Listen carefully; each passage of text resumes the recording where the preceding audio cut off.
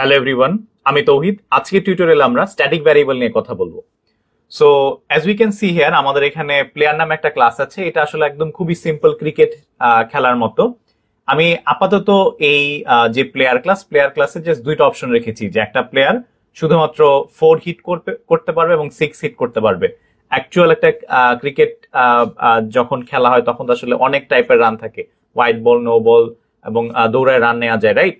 But for simplicity, we just assume that only 4 and 6 just দুই টাইপের boundary করে run নেওয়া যাবে। সো একটা প্লেয়ারের initial run will be 0 obviously. যখন একটা প্লেয়ার মাঠে নামবে বা ক্রিয়েট হবে তখন run will be 0। So this is an instance variable here. So আমি জাস্ট একটু পাশে লিখলাম instance variable. Okay, now I want to create real player from this design. So আমি একটা প্লেয়ার ডিজাইন করতে চাই। সো আমি ধরে নিলাম প্লেয়ার দিলাম, আমি সাকিব জাস্ট ভ্যারিয়েবল নাম হিসেবে দিলাম। এটা কিন্তু ইজ নট অ্যান মানে প্লেয়ারের নাম না, কিন্তু it's just a variable name. দিলাম Shakib equals to new player. দেওয়ার পর আমরা অবজেক্ট ক্রিয়েট করব। অবজেক্ট ক্রিয়েট হয়ে যাবে আমাদের ডিফল্ট কনস্ট্রাক্টরের থ্রুতে। যেহেতু এই ক্লাসে আমি কোনো কনস্ট্রাক্টর দিই নাই, কিছু পাসও করছি না, the run will be 0. And I want to create another player, Tamim দেই আমি।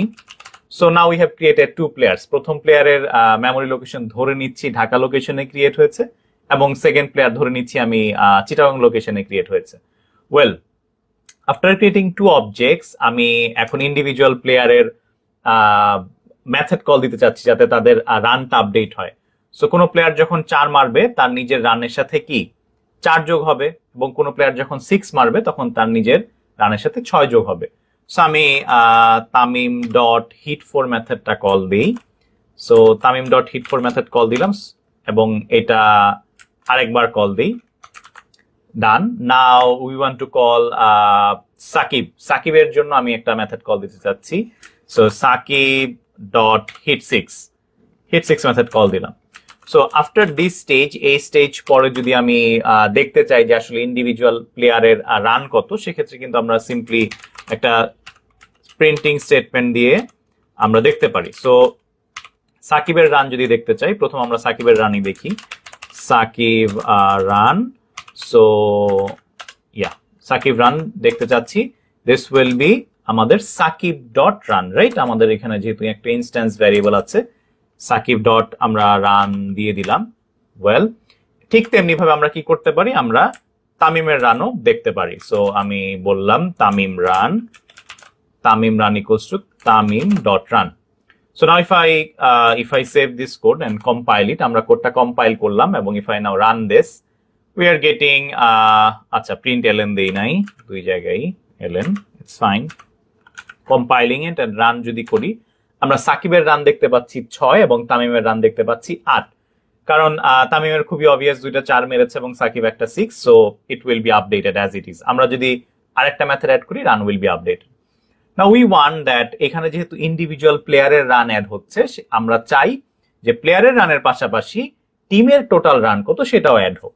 সো দ্যাটস ওয়াই আমি আরেকটা ভ্যারিয়েবল নিয়ে নিই, এখানে আরেকটা ইনস্ট্যান্স ভ্যারিয়েবল। এটা বললাম আমি টিম রান আন্ডারস্কোর দিয়ে রান বললাম, টিম রান, অথবা এভাবে লিখলাম team run. So team run আমার কি ইনিশিয়ালি উইল বি 0।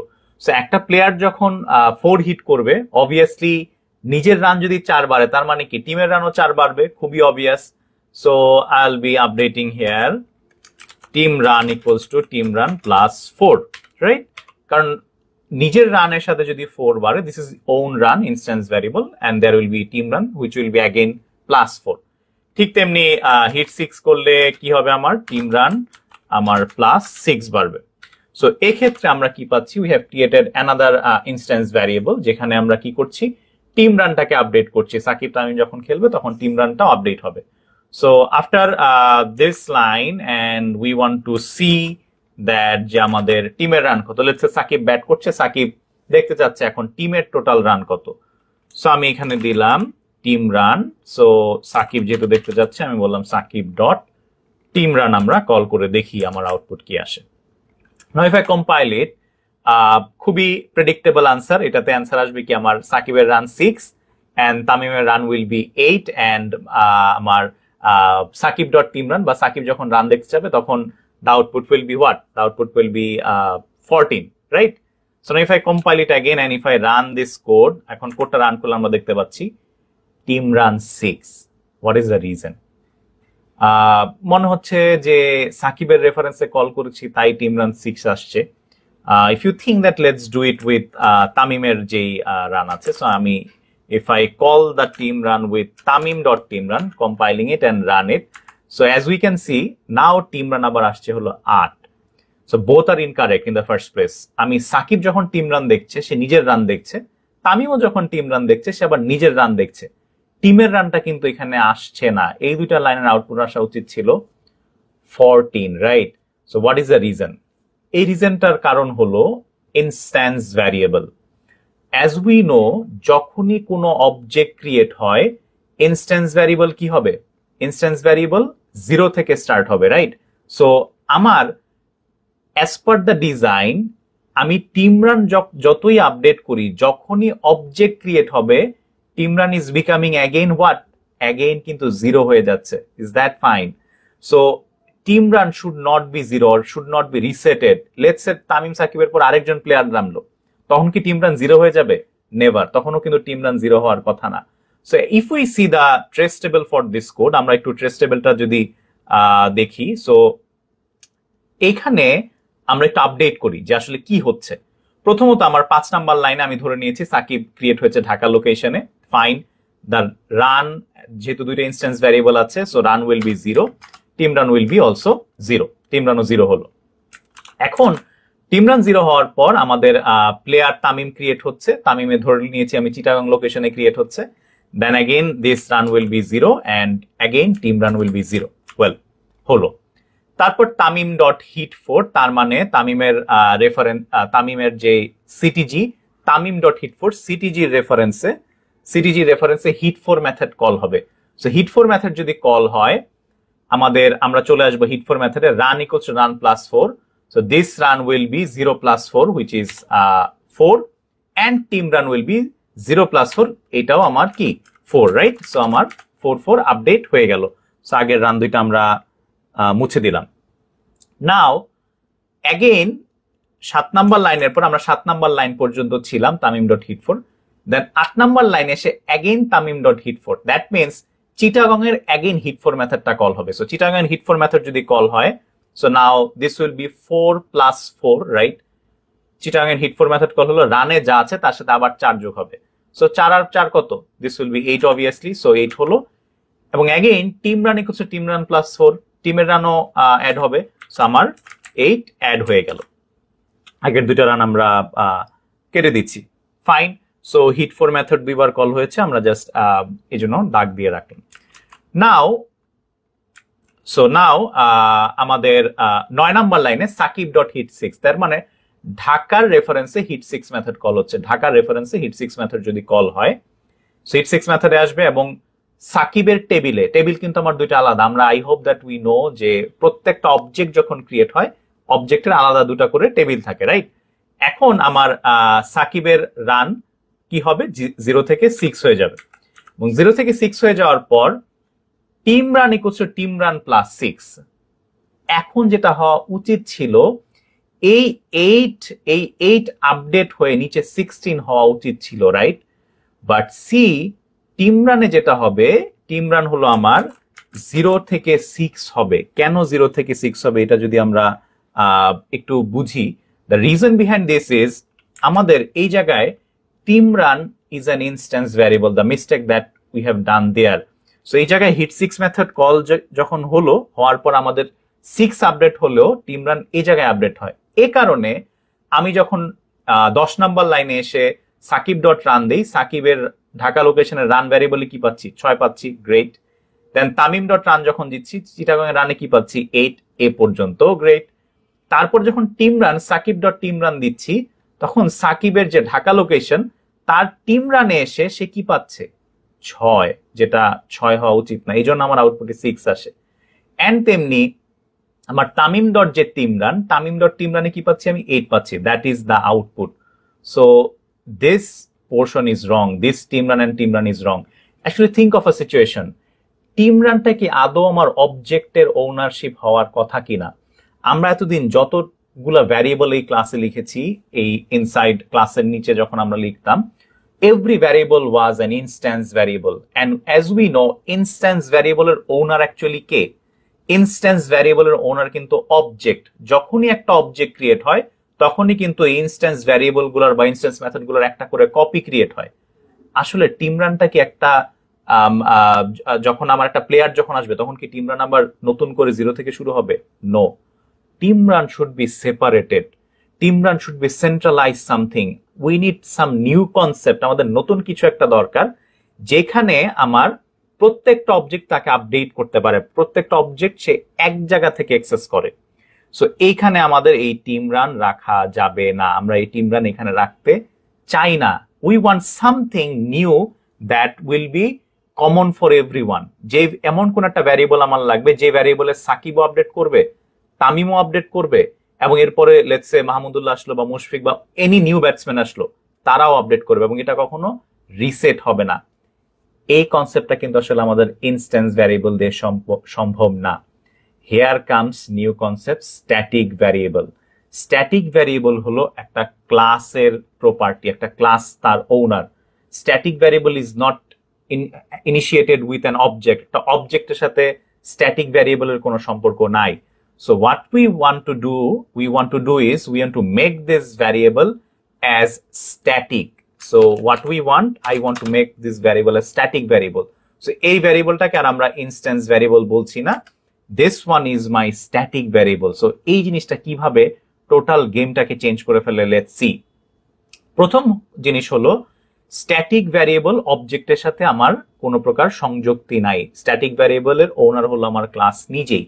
সো আমি যদি একটা স্ট্যাটিক ভ্যারিয়েবল দেখতে চাই, কোনো অবজেক্ট ক্রিয়েট করা ছাড়া আমি সেটা দেখতে পারবো। সি, আমরা এখান থেকে লাইনটা একদম প্রথম নিয়ে যাই, আমরা এখানে নিয়ে আসলাম, আমরা সবগুলা লাইন কমেন্ট করে দিই।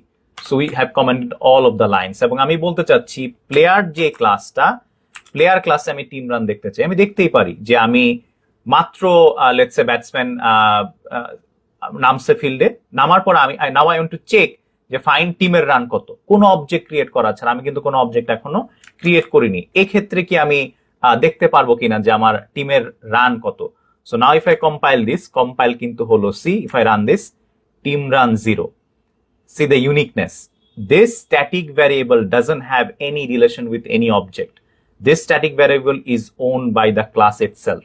So static variable এর owner কে ক্লাস নিজেই। সো আমি কিন্তু খেয়াল করে দেখেন, আমি কি চাইলেই রানটাকে অ্যাক্সেস করতে পারবো? কোনোভাবে can we access this run? Never ever, we can not access this run by any means. We must have to create an object before accessing this run. So এই যে আমার ইনস্ট্যান্স ভ্যারিয়েবল হিট 4 বা hit 6, এগুলো কিন্তু কখনোই object create করা ছাড়া বা এই রান অবজেক্ট ক্রিয়েট করা ছাড়া করা যাবে না। বাট স্ট্যাটিক ভ্যারিয়েবলকে অবজেক্ট ক্রিয়েট করা ছাড়া আমরা করতে পারছি। এখন দেখেন আমাদের কিভাবে সলিউশনটা হয়ে যায়। আমরা কোডটাকে আনকমেন্ট করি, আমরা আনকমেন্ট করলাম, এবং প্রথম তো আমরা একবার দেখলাম, এবং আমরা স্ট্যাটিক ভ্যারিয়েবলকে ক্লাসের রেফারেন্সে কল করব। চাইলে আসলে অবজেক্টের রেফারেন্স দিয়েও দেখা যায়, but for now we are going with fixed with class name. So class name দিয়ে আমরা অ্যাক্সেস করছি। Now if I compile this এবং if I run this, see team run initially 0, তারপর সাকিবের রান 6, তামিমের রান 8, এবং total team run is 14, that we wanted to see. কি change তাহলে হলো? আসলে স্ট্যাটিক ভ্যারিয়েবল যেটা আমি বলছি, static variable is common for all object and it created once, একটা ক্লাসে একবারই, সে সবার জন্য কমন থাকে। বাট এই রান ইনস্ট্যান্স ভ্যারিয়েবল কিন্তু মাল্টিপল টাইমস ক্রিয়েট হতে থাকবে, রাইট? আমি টেবিল ওয়াইজ আপনাদেরকে একটু জিনিসটা দেখাই। সো আমরা যদি একটু যাই হলো in the table, fine. So টেবিলে যদি আমরা যাই, এই ছিল আমাদের প্রিভিয়াস টেবিলটা। This one was our previous table, right? Previous টেবিলে যদি আমরা একটু দেখি, প্রিভিয়াস টেবিলে আমার রান ছিল, টিম রান ছিল, রাইট? দেন আমার টিম রান 2 জায়গায় ছিল। এখন এই টিম রানটাকে আমরা কি করলাম? ক্লাসের আন্ডারে নিয়ে আসলাম। এটাই কিন্তু অবভিয়াস হওয়া উচিত। আমাদের টিম রানের ওনার কিন্তু একটা অবজেক্ট না, একটা প্লেয়ার মাঠে নেমে কি বলতে পারে যে টিম রানের টোটাল ওনারশিপ আমার? নো। ইভেন সে যদি নিজেও একা পুরো রান নেয়, টিম রানটা কিন্তু তার একার ওনারশিপ না, তার নিজের রানের ওনারশিপ হলো তার, সে নিজে। টিম রান কিন্তু আমার সম্মিলিত একটা জিনিস। সো এইখানে আমরা এই কনসেপ্টটাই ব্যবহার করেছি। সো প্লেয়ার ক্লাসের আন্ডারে আমরা টিম রানটাকে এনেছি। বেসিক্যালি এই দুইটা ভ্যারিয়েবলকে আমরা আর বলছি কি বলছি না, আমরা আর ইনস্ট্যান্স বলছি না, স্ট্যাটিক বলছি। সো আমি প্রিভিয়াস টেবিলটা রিমুভ করে দিচ্ছি, জাস্ট এই দুইটা আমরা কলামকে আমি কি করলাম, ক্লাসের আন্ডারে নিয়ে এসেছি। That is what happen when we do write a static variable. So এখন আমার লেটস সি যে এইটা কেন আমাকে কারেক্ট আউটপুট দিচ্ছে, আমরা যদি দেখি। সো আমাদের এটা আমি এখানে একটু জাস্ট কপি করে নিয়ে আসি and removing this. Okay, so now let's do this tracing. আমরা ট্রেস করে আসলে দেখি যে আসলে কি কারণে এখন I am getting the correct output. প্রথম থেকে যদি আমরা একটু আসি, সো ফার্স্ট থেকে আমরা দেখি। প্রথম হলো আমাদের team run, system dot out dot প্রিন্টএলএন team run player dot team run call হচ্ছে। player dot, this is a static variable we can call using class reference. class reference আমরা কল করতে পারবো, ইনস্ট্যান্স কে কিন্তু ক্লাসের রেফারেন্সে কল করতে পারবো না। এখন প্রথমত আমার কি হচ্ছে, টিম রান যখনই কোনো অবজেক্ট ক্রিয়েট করার আগেই টিম রান কি হয়ে যাচ্ছে, আমার 0 হয়ে যাচ্ছে, হয়ে গেল। এই জন্য আমি কোনো 5 নাম্বার লাইনের আগে যখন ক্লাস ইনিশিয়েট করছি, ইনিশিয়ালাইজ হলো, তখনই কিন্তু আমার ক্লাস ভ্যারিয়েবল টিম রান 0। তারপর আমরা কি করছি, 5 নাম্বার লাইনে আউটপুট দেখতে পাচ্ছি প্লেয়ার ডট টিম রান 0 হলো। প্লেয়ার সাকিব ক্রিয়েট হলো ঢাকা লোকেশনে, প্লেয়ার তামিম ক্রিয়েট হলো চিটাগাং লোকেশনে, এটুকু পর্যন্ত fine. So then what we are doing here, তারপর আমরা Tamim dot hit four call করছি, সিটিজির হিট ফোর কল হবে। হিট ফোর কল হলে কি হবে, আমার এই মেথডে যাওয়ার পর রান আমার ইনিশিয়ালি ছিল 0, 0 থেকে কি হয়ে যাবে, হলো 4, হয়ে গেল, ফাইন। দেন আমার একটা কাজ কিন্তু বাকি আছে, team run. Now team run is not inside the Tamim's table, it's not an instance variable, so team run will be updated here. So this will be now, আচ্ছা একটা মিনিট, আমি জাস্ট ছোট লেখাটা বড় করার জন্য কপি করলাম। So now this will be 4, right? নিজের রানও 4 বাড়লো, টিমের রানও 4 বাড়লো, but this time in a centralized way, as this is a static variable. Then again 9 number লাইনে তামিম ডট হিট 4 হলো, সো 4 থেকে কি হয়ে যাবে, দিস উইল বি 8 হওয়ার পর আমার অ্যাগেইন 8 নাম্বার লাইনে এসে কি হবে, টিম রানও কি হয়ে যাবে, আমার team run plus equals to 4, so 4 ছিল, দিস উইল বি 8, হয়ে গেল। নাও 10 নাম্বার লাইনে এসে সাকিব ডট হিট 6, সো ঢাকার হিট 6 কল হচ্ছে, আর রান আমার যখন অবজেক্ট ক্রিয়েট হয়েছে, রানে তো 0 বসেই থাকবে। সো হিট 6 যখন কল হলো, সো আমি যদি জাস্ট আগের ইয়েগুলা কেটে দিই, সো এটা ডান, এটা ডান, ডান, এবং এখানে হিট 4 মেথড দুইবার কল হয়েছে, এখন হিট 6 কল হচ্ছে। হিট 6 যখন কল হচ্ছে, তখন কি হবে, আমার রানের সাথে কত যোগ হবে, 6 যোগ হবে, so this will be 6, and 6 যোগ হওয়ার পরে team run, see this team run is static, right? So this will be updated inside the player class এর যে static variable। now আমার this will be 8 will be removed, এবং 8 remove হয়ে কি হবে, এখানে 16 আসবে। এরপর আমরা যখন 11 নাম্বার লাইনে আসি, সাকিব ডট রান, সাকিব মানে ঢাকার রান ভ্যারিয়েবলে পাচ্ছি 6, perfect. Tamim dot run, Chittagong এর রান ভ্যারিয়েবল পাচ্ছি 8, it is also perfect. And lastly আমার team run, player dot team run যখন দিচ্ছি, তখন আমি আমার প্লেয়ারের টিম রানে, সরি এটা 14 হবে, প্লেয়ারের ডট টিম রানে কি পাচ্ছি হলো 14, রাইট?